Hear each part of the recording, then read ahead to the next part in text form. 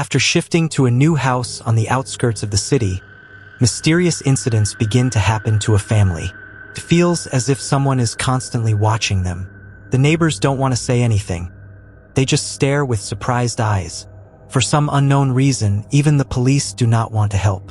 What is happening to the newcomer family? What is the secret of this house? Today's movie, Dream House, features a mind-bending twist and an extraordinary ending. A few days before Christmas, Will Atenton decides to resign from his company's editor in New York to spend the rest of his life writing and with his family. Everyone at the office gives him a tearful farewell because a friend like Will is rare to find. Mrs. Greeley gives him a construction company's card as a final goodbye. On the train route, as he gets down in his small town, Heather drops him off at the new house. His gaze falls on his beloved wife, Libby, standing outside the door. After getting her back after a long time, he didn't miss a chance to be playful. They have 2 children, Dee Dee and Tris. Getting his people back for whom he works, Will's joy knew no bounds. Looking at the children's faces, he said to himself that he had made the right decision. Will is working on a novel. When the time comes, he will surely show it to Libby first. The flower vase kept on the dinner table arrived just this morning. Libby thinks Will sent it, but he says, "I didn't send this. Maybe some fan gifted it." After a long time finding each other close, they express their love. Such was the dream Will had seen. While working in the garden in the morning, a neighbor named Jack stared at Will with a face full of annoyance. Of course, he didn't get the opportunity to ask why. Jack has come to take his daughter, Chloe. He doesn't want their daughter to stay with his wife. And, after the divorce, legal proceedings are ongoing regarding that, but the court is in Ann's favor. And that is the biggest cause of headache. In the afternoon, Will sat with his novel. The work of writing is progressing bit by bit. While Libby was painting the room, she saw the children's height markings in front of her. The previous owner of the house had done this. At night, Will is busy with writing. Just then, the children run to him and say they saw someone outside the room's window. Will goes there and checks, but finds no such person. Actually, the children mistook the dark tree for a person. The next morning, coming towards the garden, seeing shoe marks in the snow outside the window, lines of worry appeared on his forehead.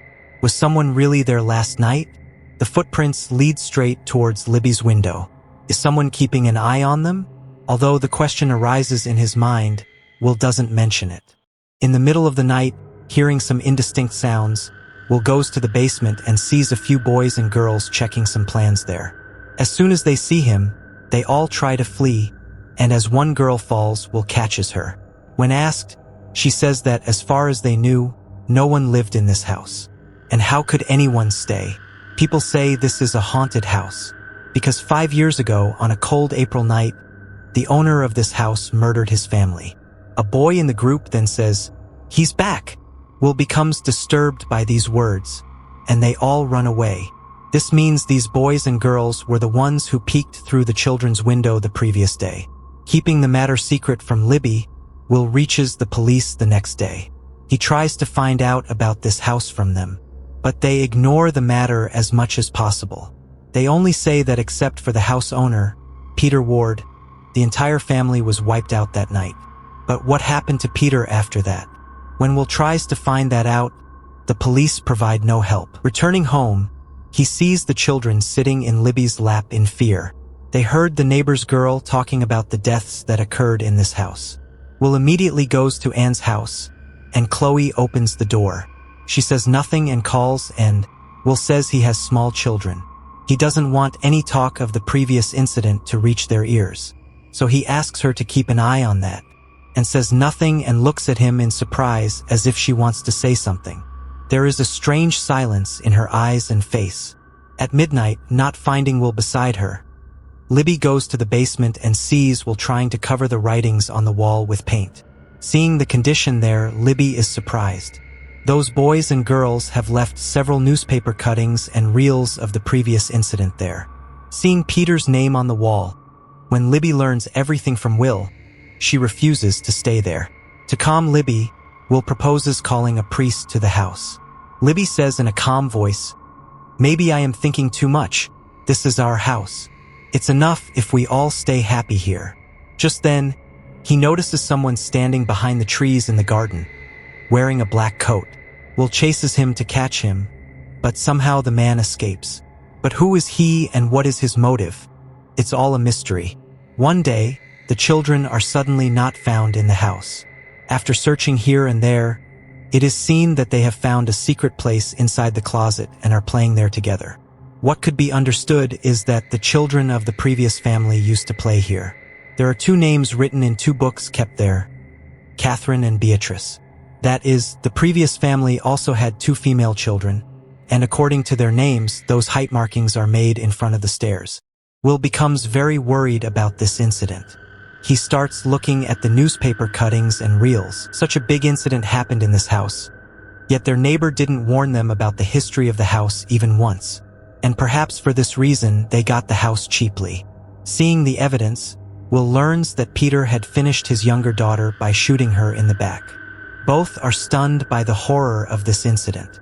The next day, and brings some food for him to increase friendship after the first meeting with Will.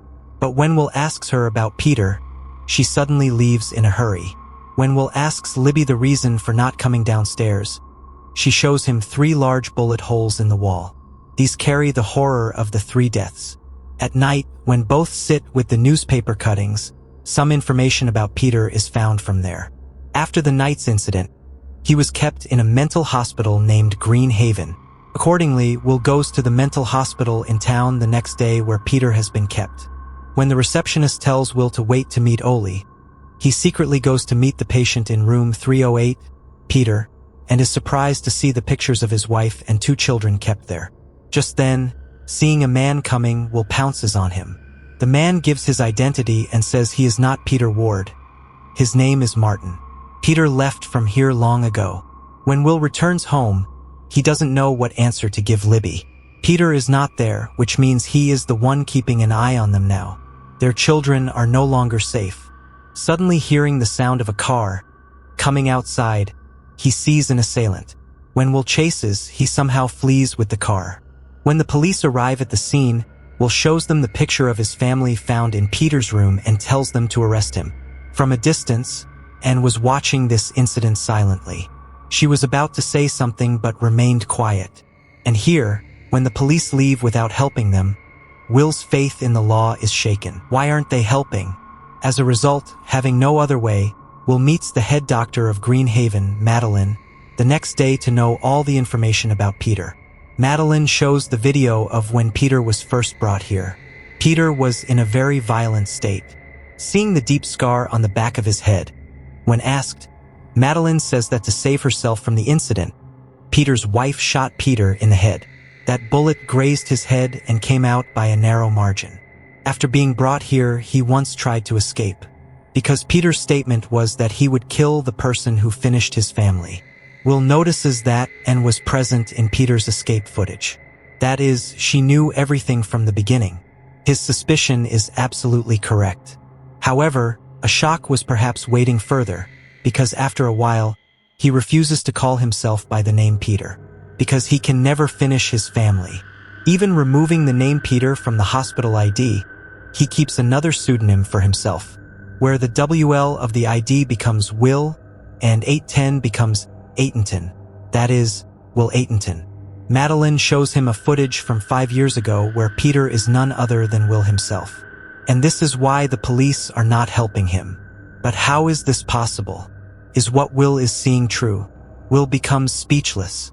In a word, even if he accepts it, then his family is still alive. When he angrily calls Libby, she picks up the call. So is this also a mistake? On the way back, it is seen that the editor's office Will left at the beginning of the movie was Green Haven, and all his colleagues were actually sick patients here. For this reason, they all knew Will. Even some people ask him about the novel. But the real shock came after returning home, because the house where he spent time just a few hours ago is now in an abandoned state, as if no one's foot has stepped there for many years. Then where did Libby and the children go? As Will enters the house through the outer door of the basement, he sees no one there. That is, the Libby and children he was with all this time all died 5 years ago. All of this was Will's mental illness, or it can be called hallucination. Looking at the flower vase kept on the table, his heart trembles. He begins to cry like a madman. After hiding the half-finished novel inside the stairs and lighting the candle kept on the table, Libby comes out from the next room. She looks very worried. The clamor of children pulls him into the past. Now both are sitting side by side. As Libby keeps her hand on his forehead, she realizes Will's body is burning with high fever. Will said in a tearful voice, "They are saying none of you are real. Your existence ended 5 years ago, for which I am responsible." When Libby doesn't believe his words, Will stands his elder daughter in front of that height marker and asks, "What is your real name?" The answer comes, "Beatrice." Then he brought the younger daughter, Dee Dee, whose real name is Catherine. Will's voice chokes. The suppressed pain in his chest has become like a mountain. He realizes that every beloved person standing in front of his eyes is not real, but a delusion of his mind. Understanding this, Libby, i.e. Elizabeth Ward, remains silent, because she wants to see Will happy. Saying nothing, Libby puts the children to sleep and gives a cold compress on Will's head to reduce the fever. Will is slowly getting lost in a strange illusion. Is this actually a dream? In the middle of the night, he woke up at Libby's scream. The children are suddenly suffering. They are feeling suffocated. According to Libby, they have a fever, but Will knows everything. He hugged Beatrice to his chest. There are bullet marks on her chest and shoulder. Those have passed through her body. And Dee Dee, she also has a bullet mark on her back. He tries to show Libby the mirror of reality, but she seems unwilling to accept it. 2 flower-like children perish within a moment. The repetition of that night's tragic incident is finishing Will bit by bit. Suddenly a sound at the door. Will sees the police have come. They bring Will outside and lock the entire house. Staying in an abandoned house like this is a legal offense. Seeing his situation, and comes forward and asks, "Can you really see them?" Will points towards the window of the upper room. "Look, Libby is still watching me," and says in a calm voice, "No one is there. Your family is now lying in the grave." After spending quite some time sitting under a tree, when he tries to enter the house again at midnight, he sees someone has already entered and is sitting there. Although his face is not visible in the dark, the man admits he was keeping an eye on him these past few days. And why wouldn't he keep an eye? After all, he is a murderer. In the morning, when Will meets and she invites him into the house for the first time, Will asks what happened that night and didn't see it with her own eyes. Then why did she go to Green Haven? And says Libby was her best friend. Chloe used to play with her 2 children every day. On that day, since he called his name Will Aitonton in the first meeting with, and she didn't want to bring up the name Peter and make him remember the old talk. Did Will really kill them? Libby doesn't give the answer to this, but she feels he cannot do this work. Just then Chloe comes and tells him that she had kept the flower vase in the house. She misses her 2 friends very much. "By the way, can you really see them?" Will doesn't know what to say. He sinks into a strange emptiness. Since Will hasn't bathed for a few days and tells him to freshen up, she goes to town with her daughter for some marketing. Will has no peace in his mind. Closing his eyes, the reflection of the accident floats before his eyes. In the afternoon, hearing the doorbell, he comes down and sees Jack. Seeing Will in the house, Jack gets angry and takes his daughter away. Will realizes that because of him, there is a quarrel in this family, so it's better not to stay here. Before leaving, and gives him Dr. Greeley's card and tells him to meet her, because she had treated Will. Accordingly, when Will meets her, his first question was, why did Greeley release him? She says no solid evidence was found from which Will could be proven guilty. Will says, "I am still looking for my family's killer, and if it is me, then I will end myself." The doctor says, "If you confess to the murder, then I promise to cure you and give you freedom from this incident." But Will leaves without saying anything. He returns to his own house, breaking the glass of the door. As he enters inside and starts to reminisce, he sees Libby. The children are still waiting for him. Will puts them to sleep and comes to Libby and asks what happened that night, but she doesn't want to say at all. Then what does Libby want? Why did she shoot him? Just then, as he touches the back of Will's head and feels the bullet wound, Libby cries out. What had really happened that day? He heard a sound at the door. Sees Anne. He wants to know the truth again from Anne. But her only statement is that he has to give his family a final farewell. Otherwise, their souls will never find liberation. Libby loved him very much. But now, Will's return to this house was not right at all. At these words, Will is stunned. He knows all this is a mistake of his mind. Then who is Anne talking about? When Anne tells Will to leave, he repeatedly asks how Libby died. Along with this, through the reminiscence of Libby standing beside him, time goes back to the night 5 years ago. On that day, hearing a sound on the stairs, the children had run to see their father in hope. But on that day, it wasn't the father, but Boyce, a hired killer. His gun's aim was at the two girls. Will, alias Peter, who was on the phone line, sensing the situation of the incident, rushed to the house. But just then the gun roared. Two flower-like children lost their lives. The bullet went and hit Libby's body. Just then, as Peter pounced on Boyce, a scuffle broke out between the two, and as he went to kill Boyce with the gun lying in front, the bullet hit Peter's head. Along with this incident, Boyce kills Libby and flees. But because the bullet came out grazing the head, although Peter survived, he lost all memories. Just then, Jack comes with Boyce and pounces on Peter. Jack also finds and at the opportune moment. Boyce drugs Peter and makes him unconscious and brings both to the basement. With this, the biggest mystery is revealed. Actually, 5 years ago, Jack had hired Boyce to kill Anne because he suspected that Anne was having a relationship with someone else. So he wanted to finish her and take full responsibility for Chloe. But on that night, Boyce mistakenly entered Peter's house instead of Anne's house and made his family the victim, the result of which was the end of an innocent family. When the incident returns to the present, Jack makes Peter a captive in the basement and plans to kill Anne along with him. Just then, he suddenly shoots Boyce, because for the past 5 years he has been blackmailing Jack, and even more than that, he has finished 2 children. So he has no right to stay alive.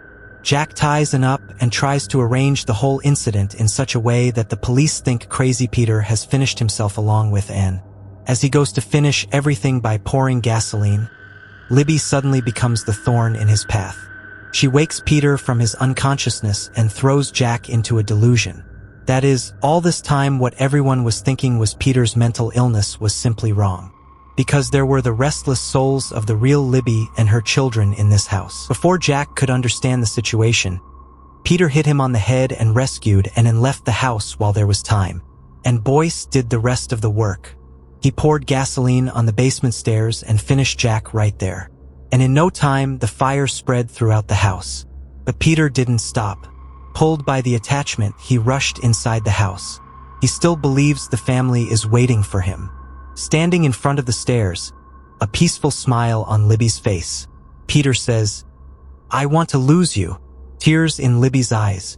The children run and come to see the father for the last time and say, "None of us want to lose you, but everything has a time.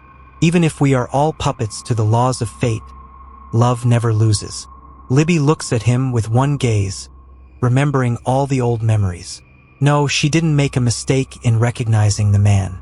Every moment of her life, she has found Peter beside her like a shadow, even after death. Peter's family is lost in the leaping flames of the fire. But before leaving, he didn't forget to take his novel hidden inside the stairs. Police and fire brigade have already arrived at the scene. Before anyone could understand anything, leaving all the illusions behind, Peter is lost in a new world. After that, quite some time has passed. His written novel has gained a lot of reputation throughout the country and among book lovers. Peter Ward. There is no more doubt about this name. The name of the novel is shining on the list of the country's #1 bestsellers kept in the shops. Dream House, the story of which we saw just now. So, let me know how you liked the video. To watch more stories like this, don't forget to subscribe to the Ghostly Screen channel.